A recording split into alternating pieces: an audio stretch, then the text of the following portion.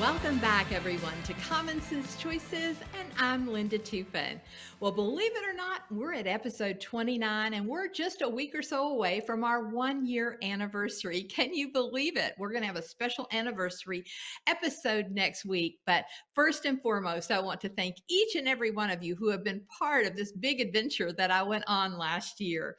If this is your first time, maybe you just accidentally stumbled in here, welcome. Pull up a chair, enjoy the conversation, and I hope that you become a regular. For those of you who have been with me all 29 episodes or just a few of them, thank you. It is because of people like you that our podcast has been so successful. Well, we're getting ready to go into the holidays. The next time you see me, I'll have my house decorated for Christmas. And, underneath that Christmas tree are a lot of presents. And one of those presents that you get each and every week is a box. And it's full of hours. It's full of 168 hours. God gives you 168 hours every single week. And you open it up and you get to spend it. Now, if you don't spend it, it expires. But what you spend those 168 hours on really determines what you got out of your week, out of your month, out of your year, and obviously out of your life. And so we want to be very intentional with how we spend those hours. So thank you. Thank you for clicking play. That was a choice. They say that when we lay our head on the pillow tonight, you will have made 35,000 choices. No wonder you're tired. Well, those choices accumulate over time, and some of them may seem insignificant, like clicking play on a podcast, continuing to listen on a podcast, but those things literally determine what is in our head, and what's in our head is obviously ultimately ends up with how we spend our time. Well, today our podcast is going to go in a brand new direction about traditions. We just finished a series on crisis and end of life planning. Now, if you missed even one of those episodes, head on back to episode 26, 27, 28, and you'll want to see those episodes. We heard from Katie Fennell, an elder care lawyer here in Lexington, Kentucky. We heard from Jennifer Mullins and Rachel Bullock, who had experienced two different ways of loved ones passing and what a difference it makes when you are prepared versus when you aren't prepared. And then last week, we heard from Kathy Goff Brummett all about the funeral home experience. And boy, that rocked a lot of people's world. And they were headed on down to the funeral home to get those pieces of paper she was talking about. So be sure and check those out. Well, our podcast is based on the mantra that you see over behind my shoulder on that 7-foot piece of art. So let's say it together. Many of you know it very well. I am where I am by the choices I've made or I've allowed others to make for me. That's personal responsibility. And so, if you woke up this morning and your life wasn't going in the direction that you want it to go, don't look at your spouse. You married them. That was a choice. Don't blame your children. Children aren't born to fulfill you. Now, that was a little harsh. If you've just met me, you kind of know that I can be a little bit direct. But guys, it is certainly unfair to put the responsibility of your fulfillment of your life based on your children. And if your life isn't going the way you want it, then don't blame your boss because you choose to go there every single day. And we live in 2022. You can have 14 different jobs these days. So we are where we are by the choices we've made or we've allowed others to make for us. And so this podcast is about personal responsibility and becoming responsible for those choices that we make every single day. Now, the very best way to receive our podcast is head on over to lindatoupin.com. That's T as in Tom, O-U, P as in Peter, I-N, lindatoupin.com. And if you're on your phone, the sign up button is on the left. If you're on your computer, it's on the right. And just sign up. And I'll think about you every time I release an episode. Don't you just love it when people think about you, kind of like a concierge service? They just take care of you. And you don't have to think about when is that next episode coming out? I'll just email it to you. Now, some of you mentioned to me that you hadn't been receiving them. Now, there's two reasons you might not be receiving them. One, it was a two-step system. You had to confirm in an email that, yes, I want to receive these emails. And number two, because I send out thousands, sometimes they end up in spam or junk. So go looking in spam and junk. If you're a Gmail user, it's under promotions and it's under common sense choices. Well, we're also on Apple and Spotify. So you guys, if you're driving down the highway, hands at 9 and 2, eyes straight ahead. Just enjoy the conversation. We're also on my Facebook page, Common Sense Choices, and we're also on YouTube, Common Sense Choices. So you can find us in all of those places.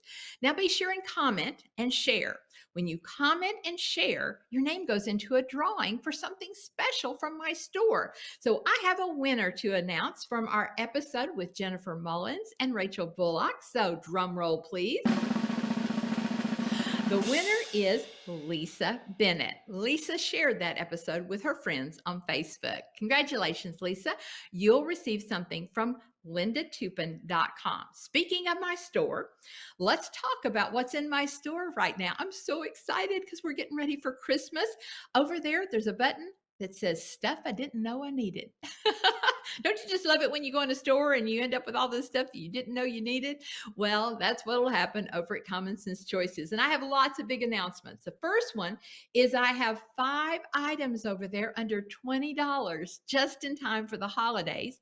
And you're familiar, obviously. Look at my coffee mug this morning. It has my lipstick on it. A coffee mug. If you look in your cabinet right now, do you have the coffee mug with our mantra on it? If not, that would be a good item. That's $15. We have a Christmas ornament, brand new Christmas ornament for $7. We have the little kitchen magnets for $4. And we have a brand new puzzle. You guys know how much I love puzzles. See, there's a big puzzle right there on my coffee table. I do about 1,000-piece puzzle every 2 to 3 weeks. And it's over there on my coffee table. Well, it's not a 1,000-piece puzzle. It's a 280-piece puzzle. And you know what it's a picture of? My living room over there with my sign. Isn't that a great item for Christmas? And that's $20. And guess what? We have socks. Oh my gosh, they're the cutest socks, you guys. And I forgot to bring them in here with me today, but it'll be up on the screen. You'll see a picture of them. They're the no-show socks that you wear under your tennis shoes. And when you put your feet up, there you have it. My mantra, I am where I am by the choices I made or allowed others to make for me. And those will be $20 as well. If you want to pop it on up to $25 for a Christmas gift, this is what I recommend. It's an 8x8 canvas square, you guys, for your children's bedroom, for your office. If you're a teacher, put it in your classroom. Therapist, put it in your office. It's just personal responsibility. And these will hang on the wall, or you can get one of those little stands like down at Target or Hobby Lobby and put those on. So head on over. And that's not all. Anytime between now and Christmas, when you order $100 or more, you will get free shipping. All right, let's put that up on the screen really big. Free shipping. I don't know if you know this or not. Shipping is a big old deal these days. So you'll get free shipping. So remember, we've got 5 items under $20, 6 items under $25 over there. Now, I want to talk a little bit about the hoodie that I have over there because I redesigned it. This is my hoodie from last year. It had my initials on the front and it just had choices on the sleeve. Okay, I've redesigned it. It has the mantra on the back and it just says Common Sense Choices Podcast in a little logo here. Now, the reason I want to talk to you about the hoodie is I have washed this at least 20 times in the past year. I love this hoodie. You will love this hoodie. It's like that stuff on the inside that's warm and fuzzy and you put it on and you just kind of go, oh, my life is complete. And it's got, the big pockets in the front that you put, I put my cell phone in there. I put all kinds of stuff in there when I am just hopping out of the car to run a few errands. And so you guys check out the brand new hoodie over there.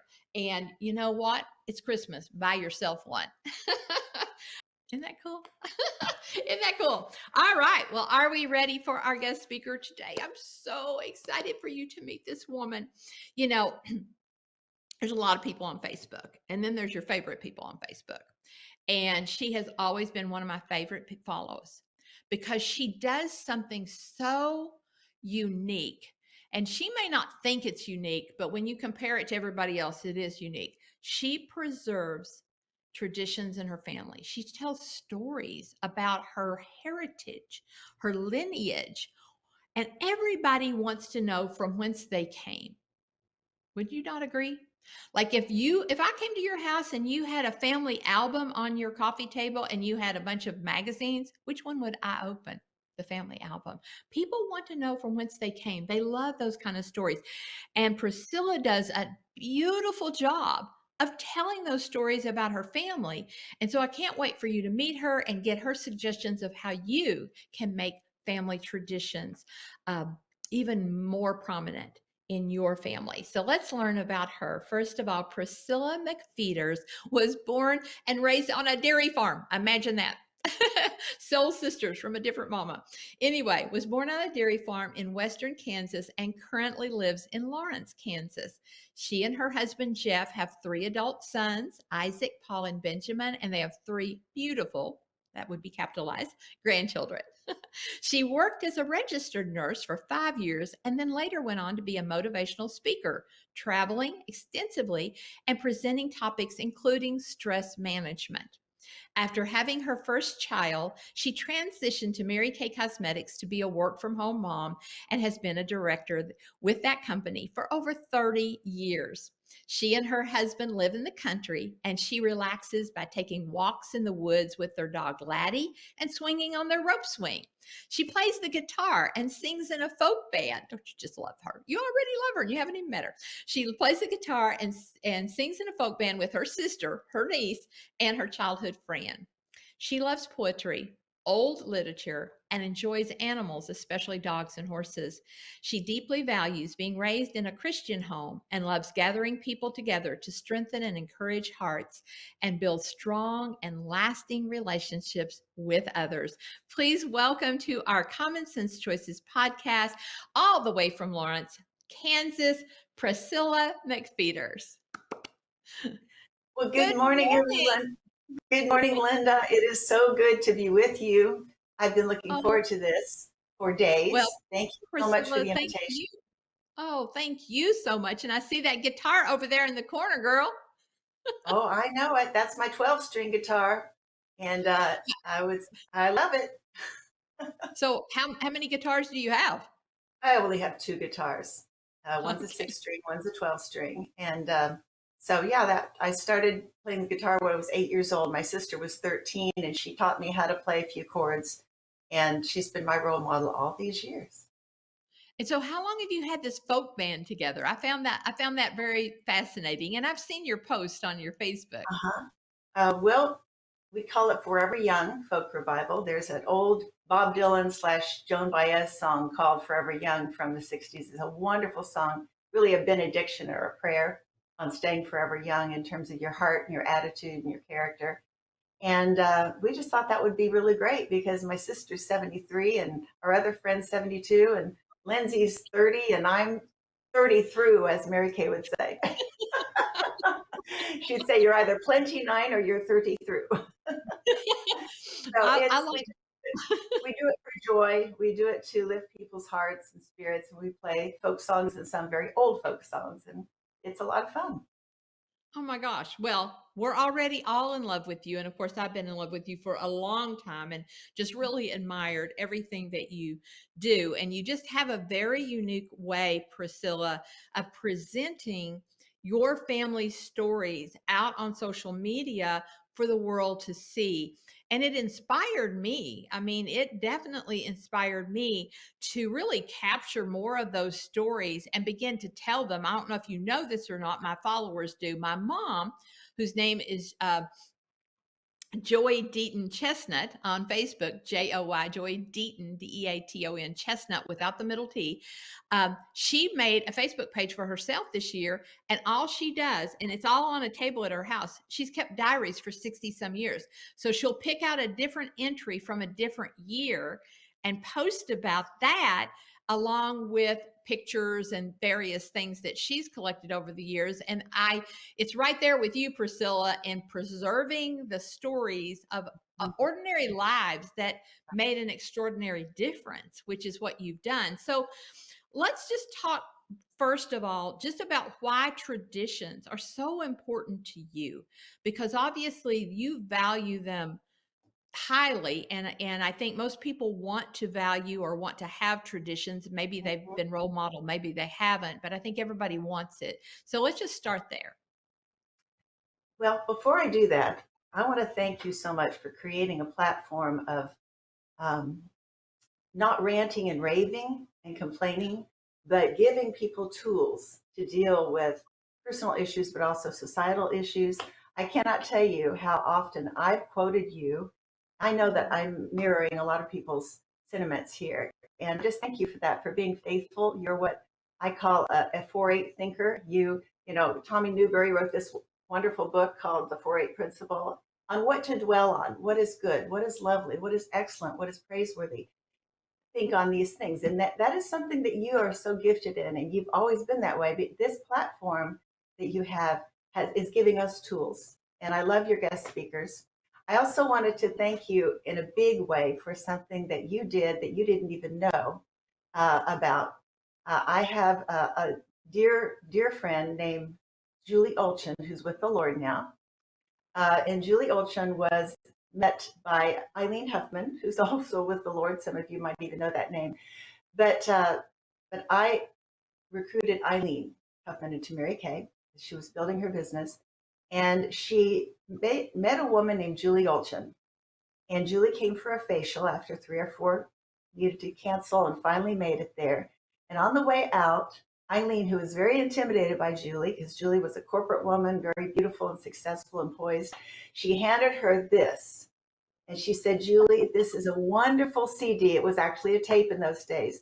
And I think you'd find it uplifting and encouraging. And the woman who's sharing is one of my role models. And I really feel like you deserve to hear choices. So Julie lived 10 minutes away, Linda.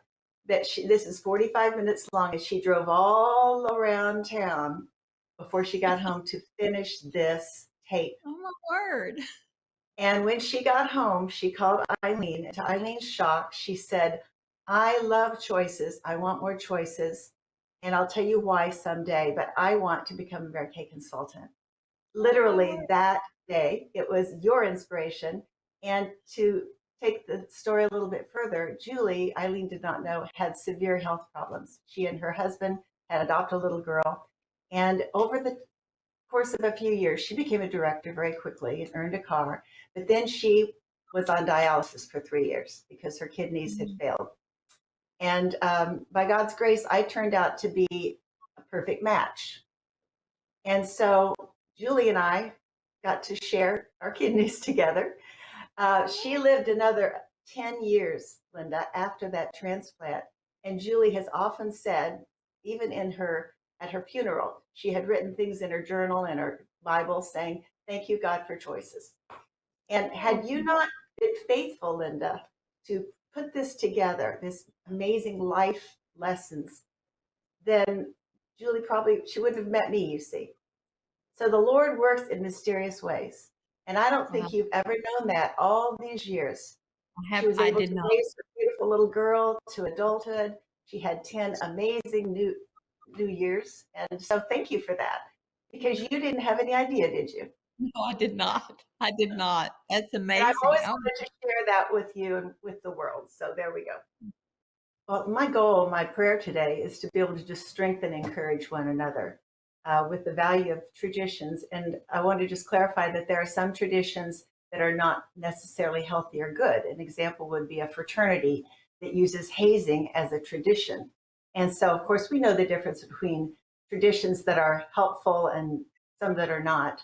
But what traditions give us stability and security, and healthy, positive, rich traditions in our own family or outside of our family give us a sense of continuity. And I think in our society is becoming more rootless, more fear-oriented for reasons that are very valid. And it's easy to succumb to the despair of what can one person do? What could I do to impact a generation? Not that we necessarily think that big, but what can I do even today? And I really want to challenge that point of view, because it's really not true. It's a lie. In our town, there's a gentleman who has on his bumper sticker, it says, don't believe everything you think. And I think that's just fascinating. Don't believe everything you think, because a lot of what we think is not correct. There's a wonderful book by Tommy Newberry called The 4-8 Principle, which is based on how to train our minds and our hearts and our attitudes according to Philippians 4:8, which is whatsoever is true, noble, kind, just, praiseworthy, etc. And he talks about in a chapter called Get Rid of the Rats in Your Mind. The rats are the really awful thoughts. Really awful thoughts are, I can't make a difference. What difference would it make? I'm only one person. And that's just what we do. We tend to think negatively. And then, of course, we don't take the opportunity to make those little tiny baby steps. Well, there are countless examples of people who were born in abject situations, and one is a little girl named Anne Sullivan. If you want to ever read her life story, she was born in poverty, an Irish immigrant. Her childhood was beyond sad, and she was blind, as her little brother was very ill as well. And when their mother died, the father left, and she needed help. She was in an institution, and so the gentleman who started the School for the Blind in Boston visited that day, and she begged him, please teach me how to read Braille, or how to read, how to communicate. And so he said yes. So Annie Sullivan learned Braille for deaf and blind, even though she was not deaf and blind. They did restore half of her vision. But when she was 20 years old, there was a little girl named Helen Keller whose family wrote a letter and said, could somebody from the School of the Blind come and try to help our daughter? And you all know the story. But Helen Keller and Annie Sullivan were inseparable all their lives. And Annie Sullivan, this humble little girl who was blind and born into poverty, wanted to make a difference for one little girl. She said, I just want to help one little girl. That way somebody help me. Well, we know the story of Helen Keller, and no one probably did more culturally and internationally for handicap issues, for special needs. So that's just a great story of somebody who was humble, but faithful. And she was just one little girl. So we probably will never have that kind of magnitude, but traditions give us an opportunity to create that security. As we're feeling more rootless in our society, traditions are really important to be sustained and to create new. And Linda, you mentioned that I was born on a dairy farm, and that's true. But the rest of the story of that is my parents, I'm one of 5 children, and my father would milk 50 cows every morning at 4 and 50 in the afternoon, AM, PM, those that work ethic of farmers. And we were blessed to get the Kansas Farm Award for conservation. And we were actually, our whole family, when I was 3 years old, was on the front of the paper, big, big write up. And that very night, our dairy barn, which was where we milked the cows, was burned down in a very suspicious fire. And that was in the day that hardly anybody had insurance. In fact, my parents had been in a church that forbade it because, similar to the Amish, you need to trust God, not insurance. So we went from complete stability, financial security, to literally the next day having 50 cows to figure out what are we going to do with these. The other farmers helped us, but that was probably providential, but it was still a very hard time. And so my parents, not knowing what they were going to do, both had a 7th grade education, and they moved to Lawrence, Kansas. We rented a house for a while, and then they restored an old home, and they built a new life. But for a long time, it felt we always had spiritual and love security from our parents, but we moved from farm life to city life very quickly. We didn't know where we would live. Mother and Daddy didn't have jobs yet.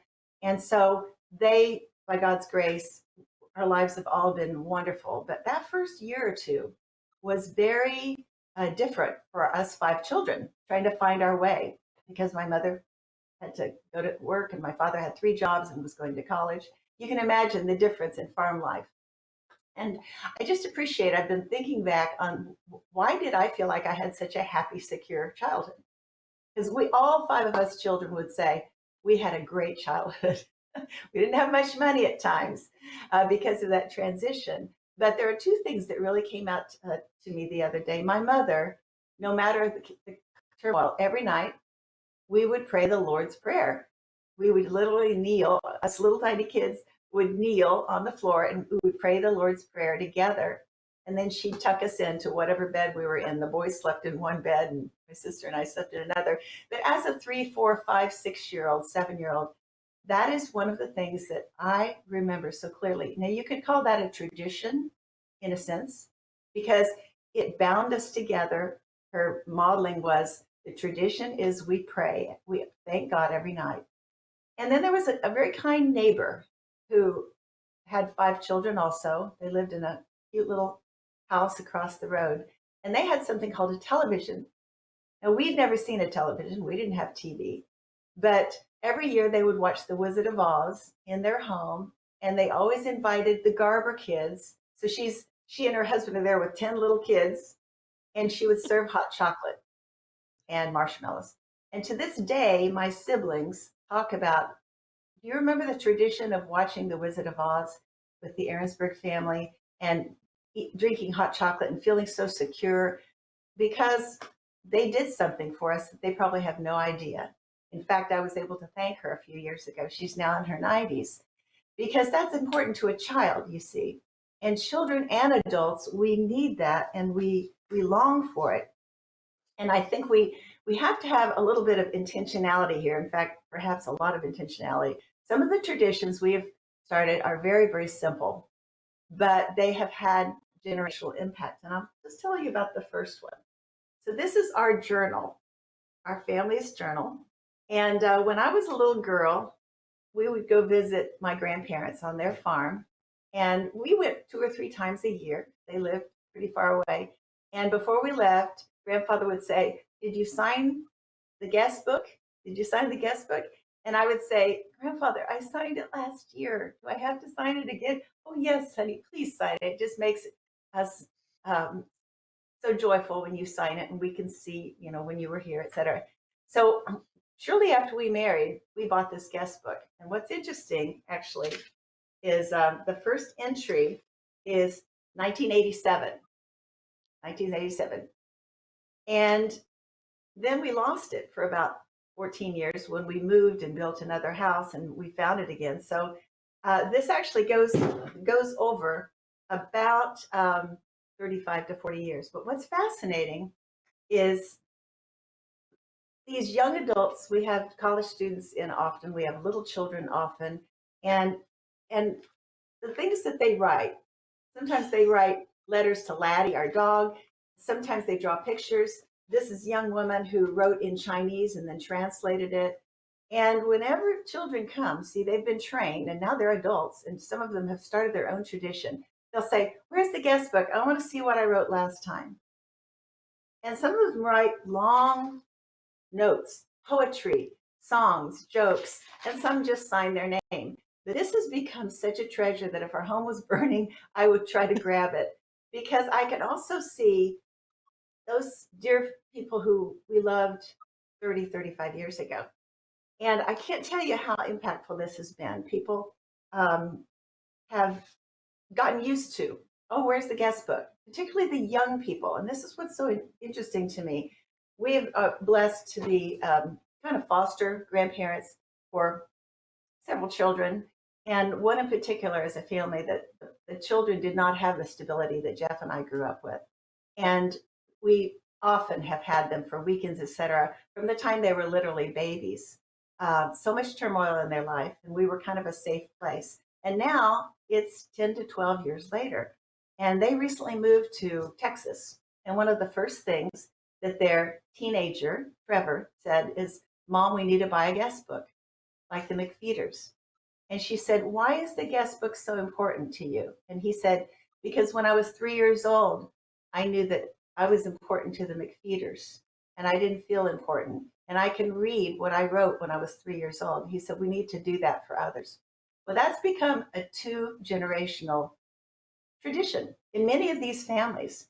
And many of them, in fact, one of Benjamin's college friends recently said, "I got a guest book for my apartment." I said, "Really?" He said, yeah, because I love reading who was there, and it's fascinating. So I think that's just such a gift. Another tradition that's been very rich in our family is an annual caramel apple party. And I had no idea when I was 20 years old what momentum that would gain over the years. I was 20 years old and actually lived in an apartment at that time, going to nursing school. And at that time, I had 3 little tiny nephews, nieces. And I thought, well, let's just do a caramel apple party, but we're going to do it the old fashioned way so that the children could unwrap the caramels. That's a big deal, by the way, instead of buying the prepackaged, unwrapping, and then they pop one in, and then all the children write their name on the stick because they know which one is theirs. And then they go out to play board games, checkers, whatever. And then when it's time, they dip their own caramel. Now, that seems like such a simple thing, but we continued that over the years with our own sons, grandchildren, grandnephews, and nieces. I have over 30 grandnephews and nieces. My nephews and nieces have children, and some will have grandchildren soon. This has literally been a 45-year tradition. Wow. And we've only missed a couple of years, which is amazing. The year that our little grandson Henry died, that was 3 years old. That was very hard, really shattering. And I said, we're not going to do the guest book this year. I mean, we're not going to do the caramel apple party. And you know what the children did? They said, we have to keep it going. Henry would want us to. And I said, they're absolutely right. And I'm so glad I did because he would.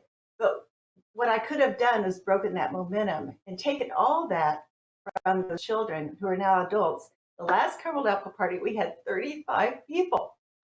35 people. Now we do have a acreage now, but I started this when I was in a tiny apartment and then a little tiny home. And now they're creating their own traditions. The family that moved to Texas, she called me and she said, hey, we did a caramel apple party for the whole neighborhood, the way you all do it. And all the neighbors got together.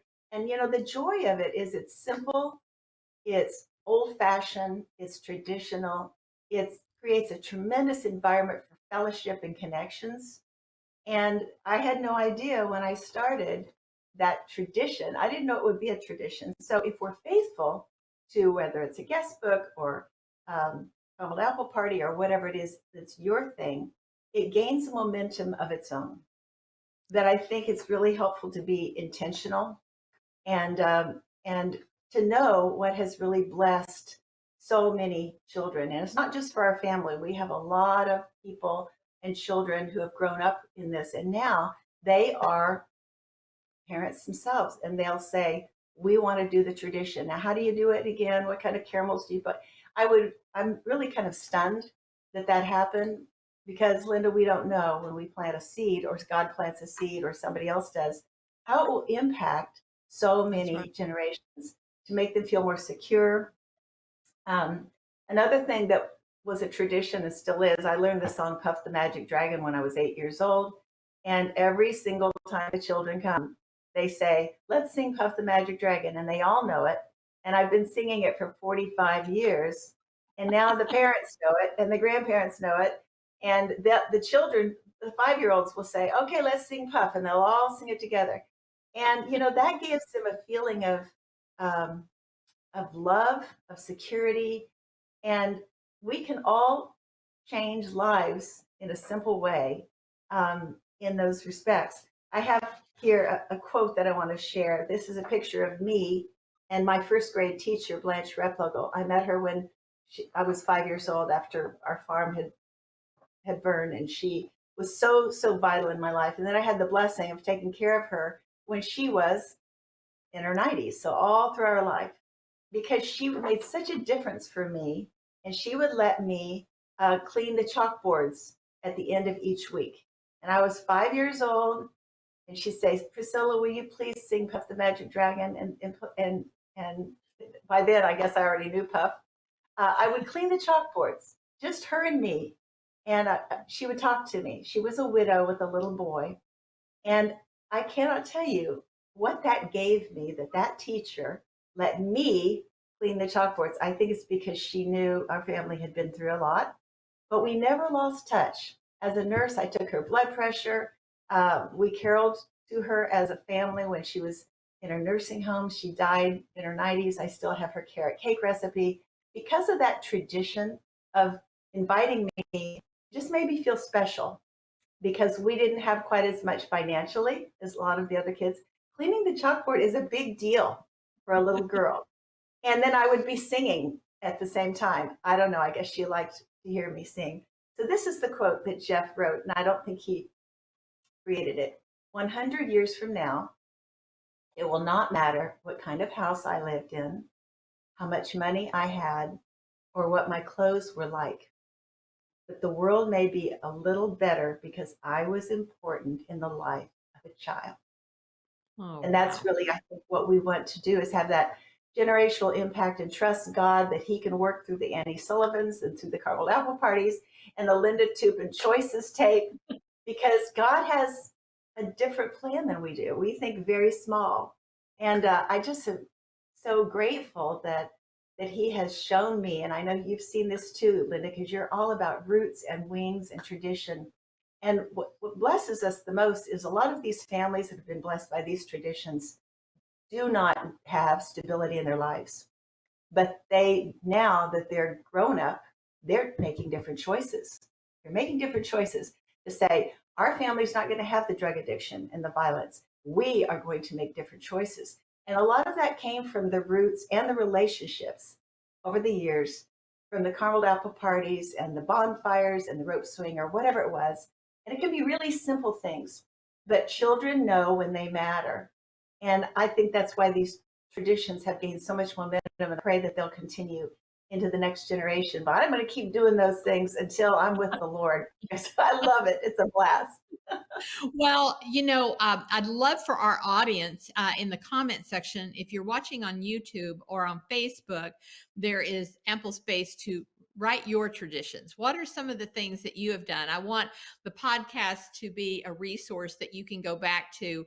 I know anytime on Facebook when I've asked for these kind of things, I mean, there's hundreds and hundreds of answers. And sometimes it's just, like you said, Priscilla, it's just the really simple things that you start as a family that gives people that security. And I love your statement about a rootless society. And that's why we're doing we see some of the behavior that we're seeing today is because it is a rootless society. Real quickly, I'm going to hop over here. I want to show the audience something.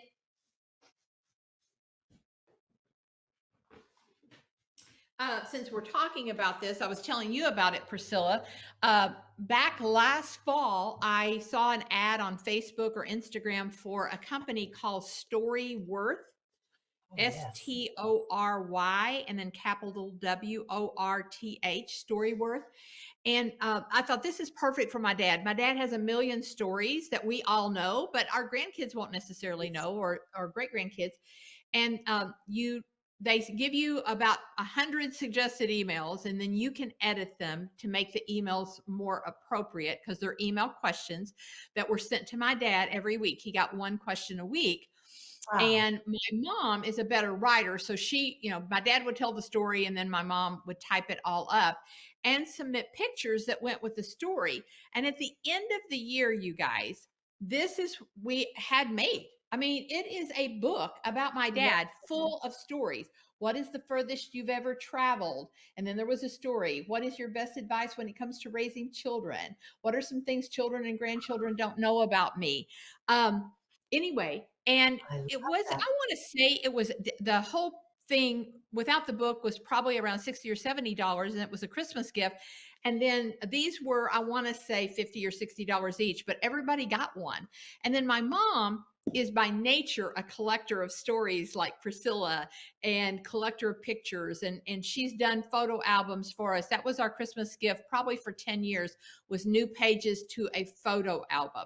And she kept the report cards and the 4-H ribbons. And so we have these massive albums now. But my mom wrote stories, and she divided her life into 3 sections. And so she created her own little story about herself, so that these traditions and these stories about our family are not lost, that they're in print. And I know in the age, guys, of electronics, there's ways to save everything, but there is something different I about the agree. the physical for sure. And you know what's funny, Priscilla, about your story? It's not funny, it's ironic. My family's farm burnt when I was 6. Our dairy burnt. And Wow. I did not know this about your story, and I nearly died when you were telling me part of your story, because I was Wow. 6 years old getting off the school bus and watching our dairy burn, and it shifted our life. Like, it took us to Indiana where my dad worked as a hired man. And then we came back to Kentucky and rebuilt the dairy, but we rebuilt it in a different county. So it was a total shift I of had our no entire idea. life. Believe this. Oh my goodness. Well, I love everything that you've said, and I think you've given so much hope to so many people, and they're thinking right now, okay, what are some traditions I'm doing? What are some traditions my grandparents and my parents did? And maybe you're from a family that there was no traditions. Guess what? You tag, you're it. You're the Right. girl, you're the guy that can literally, like Priscilla said with Annie Sullivan, you can change generationals with one choice Mhm. and one decision. It happens all the time, and you could be that story. And so I love all of this. And Priscilla, I'm sure you're going to have a lot of followers, and I'm sure you don't mind followers, on Facebook, and you'll see how she celebrates her family all the time, and you'll just want to be part of her family because of the great things you've done.